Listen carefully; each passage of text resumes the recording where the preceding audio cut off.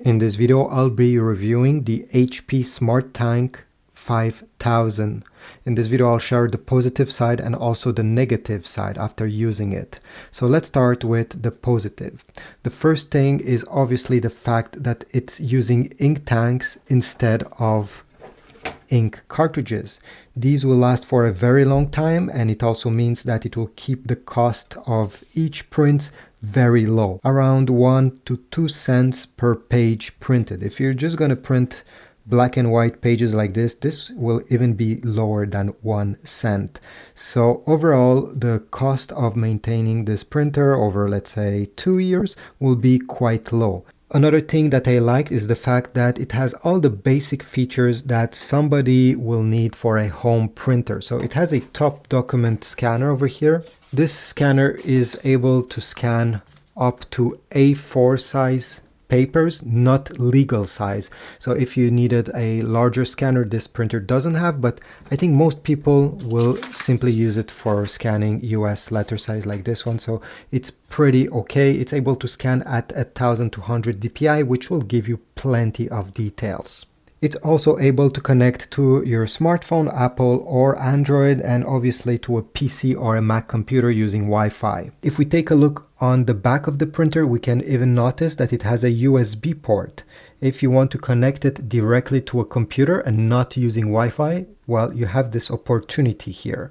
Unfortunately, it does not come included with a cable in the box. You'll have to provide your own cable if you want to use this feature. It's quite compact for a printer that are using ink tanks. These tends to be a bit larger, especially, have a higher footprint. But as you see, this is the palm of my hand. If I put it right on the front, you can see it's quite low. So if you're going to put a printer in a, let's say, shelf, well, this can actually fit pretty well, even if your shelf space is quite limited. Now, before talking about the negative points, let's talk about the print quality. So this printer is able to print at 4800 by 8200 dpi in color, which means that it's pretty great. It has enough resolution. Even over here, if we're looking at this cat picture, if we're zooming in slightly, I know it's hard to see on the camera, but every detail is present over here as well. I don't see anything weird going on. This definitely, even in the shadows, the blacks are blacks, and in general the colors are quite nice to look at. If you're gonna print text with this printer, it will also do a great job, no problem over here as well. Comparing to other printers in this price range, if we check print quality, this HP printer is definitely able to deliver great results. If you intend to mostly print black and white, like text, let's say, it will be able to print at 1200 by 8200 dpi. So it will have a lower resolution if you're only printing with the black. Not a big difference, but I needed to point this out.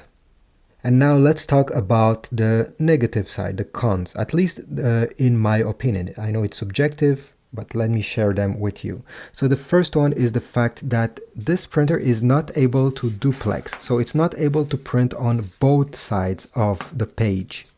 At this price point, I was really expecting having this feature. And I was quite deceived to know that you need to spend more for a more expensive HP SmartTank printer to get this such a basic feature, in my opinion. Then you do not have a top document feeder, one of those scanners where you can input many pages at the same time and the printer takes them one by one, while over here you just have a basic scanner. Again, a pretty good one, but it would have been good to have that top document feeder. Again, HP wants to make you spend more because they have these capabilities on other models. Another downside, in my opinion, is the fact that the paper input is located on the back of the printer over here on this tray, and it's only able to take 100 sheets of paper. If you're going to print often, if you're going to use this printer for an office, let's say, well, this is not enough in my opinion. Some competitors like the Epson, like some Epson printers are able to hold 150 to 100 sheets of paper. Another downside is the control panel over here. It's very frustrating, I have to warn you.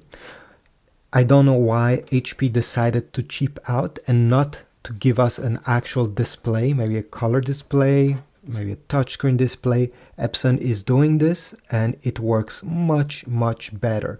Over here we have one of these displays that have been on printers since probably the beginning of the 2000s. And unfortunately, you don't get much information over here. And the buttons are also quite limited. For example, when time comes to pair this printer with another Wi-Fi, because out of the box, the printer is in Wi-Fi pairing mode. This will blink. It means that it's ready to pair with your Wi-Fi. But what if you want to change the network, the Wi-Fi network? Maybe you change your router, maybe you moved. Well, you need to check the manual to know how to do it, or to check my videos, because I showed you how to do it in another video. Unfortunately, there's no easy way. If it had a screen with a menu, it would be easy to select Wi-Fi setup and go through that. But over here, no, you need to press the I button for 3 seconds and then press a combination of buttons. Honestly, at this price point, I expect a touchscreen. This is hard to use, it's frustrating, and I didn't have much pleasure using it. If they want to give us one of these smaller displays, at least give us buttons for every features without having to do combinations to get to where we want, to get to the feature we want. It also means that if you want to connect this printer to the Wi-Fi, you will absolutely need the HP app.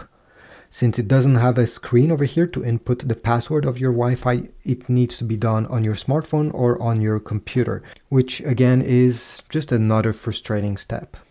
Now, HP upgraded their app. Before that, they were using the HP Smart app. Now they only have an HP app that works with this printer. And in general, honestly, it worked well, at least for me. Navigating through the app is easy, although sometimes it can take a bit more time than what you expected for certain things. But overall, do I recommend this printer? Well, in my opinion, it depends on which category of person you are. If you're going to use this printer at home and you're going to print around 100 pages per month, or maybe 50, something around this, yes, I can definitely see this being useful. Since it has all the basic features somebody will wish for, it doesn't cost much to print. And when time comes to refill those ink tanks, well, the price is actually quite reasonable. If you're going to buy this printer to use it for your business, well, in that case, I think there's much better options. It doesn't have a top document feeder. The printing speed, I didn't talk about this, but the printing speeds are pretty average. So it's able to print 10 pages per minute in black and white, which is not bad. But in color, okay, if you're going to print in color, it's 5 pages per minute, which is on the low side. There is much faster options out there. If you want to get this printer from Amazon, I'll put links down below. Every time you go through my links, I get a very small commission, by the way. And since this video is not sponsored, well, it helps my channel. Thanks for watching. Comment down below if you agreed with me or disagreed. Like, subscribe, and I'll see you in the next video.